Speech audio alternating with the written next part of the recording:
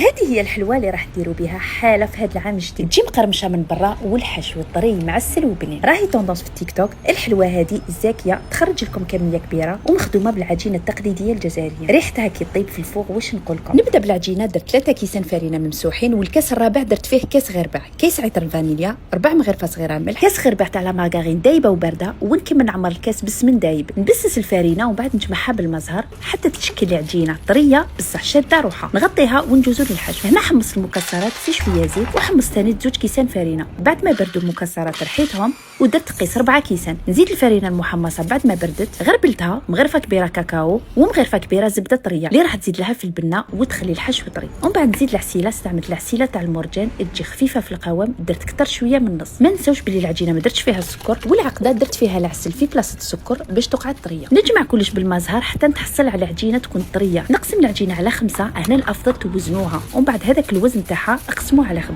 هنا العجينه كامله جاتني 800 غرام، وكي قسمتها على 5 جاتني 160 غرام. والطول تاع العجينه نديرو على حسب الطول تاع السنيوه اللي فيها 30 على 24 سنتيمتر. الحشو الثاني تقسمته على 5 وشكلت حربوش. رشيت الفرينه اللي راح تعاوني باش نفتح العجينه. خير مكي تفتحوها فوق كيس بلاستيكي ما راحش تفتح بسهوله. نحط الحشو نروليها ونغلق مليح باش يخرج الهواء للداخل. ندهنها بياض حبابيط. الصفر تقدروا تزيدوا في العجينه. غطيتها باللوزي فيلي، قطعتها وهي في سنيوه وحطيتها طيب بين 40 و 45 دقيقه. لازم تحمر مليح من التحت على 180 درجه. كي طيب نفرغ عليها وهي سخونه الباقي تاع العسيله اللي قعدت لي في العلبه تاع 500 غرام.